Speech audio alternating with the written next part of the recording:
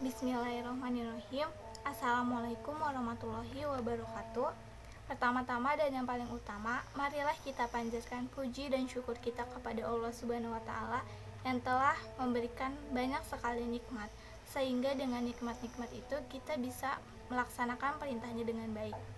Shalawat serta salam semoga selalu tercurah limpahkan kepada junjungan kita Nabi Muhammad Sallallahu Alaihi Wasallam, yang dengan perjuangan beliau, para sahabatnya, kita bisa merasakan manisnya iman dan indahnya Islam.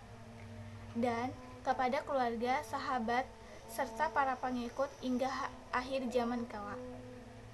Pada kesempatan yang berbahagia ini, saya akan menyampaikan kultum tentang ikhlas. Ikhlas dalam arti yang sering kita pahami adalah melakukan sesuatu tanpa mengharapkan imbalan apapun. Pengertian ini sedikit sudah benar, tetapi kurang tepat. Dalam agama kita, ikhlas adalah melakukan sesuatu karena Allah.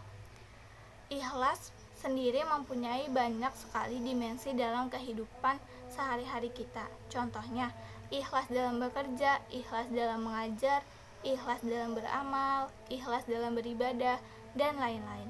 Nah, contoh di atas, apabila kita masukkan dalam konteks ibadah, maka ikhlas berarti melakukan ibadah karena Allah, bukan karena yang lain, bukan karena ingin dipuji atau bukan karena ingin terlihat soleh, tapi benar-benar semata-mata karena Allah Subhanahu wa taala. Allah berfirman dalam surat Al-Baqarah ayat 5 yang artinya, tidaklah mereka diperintahkan kecuali untuk mengikhlaskan agamanya untuknya.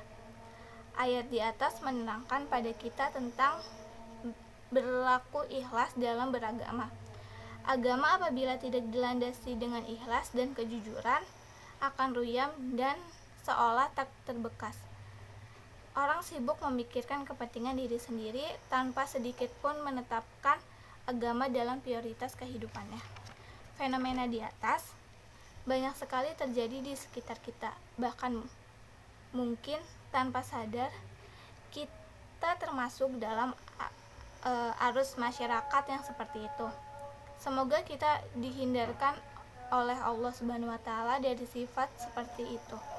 Ikhlas dalam beragama menjadi sangat penting untuk pupuk dalam diri, karena dengannya semua urusan menjadi lebih terang dalam dan mudah untuk dijalankan. Ikhlas menjadi penting untuk dipraktikkan karena setiap amalan yang kita lakukan tidak sah di mata Allah apabila tidak tanpanya. Dalam hadis yang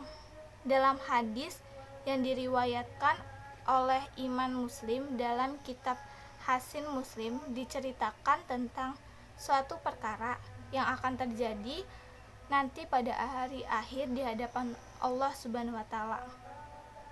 Dalam beramal juga, ikhlas menjadi ometer.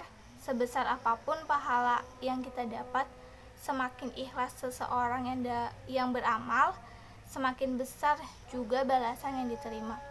Semakin murni karena Allah Subhanahu wa taala dia melakukan sesuatu, maka semakin bernilai amalan itu di sisi Allah Subhanahu wa taala. Nah, setelah memahami urgensi berlakunya ikhlas, maka hendaknya kita mulai memupuk dan melatih diri kita untuk ikhlas dalam segala hal apapun, sehingga apa yang telah Rasul riwayatkan dalam hadisnya tidak terjadi pada kita. Saya kira cukup dulu kultum tentang ikhlas ini. Semoga apa yang telah saya sampaikan bisa bermanfaat kepada kalian semua. Wabillahi taufiq wal hidayah. Wassalamualaikum warahmatullahi wabarakatuh.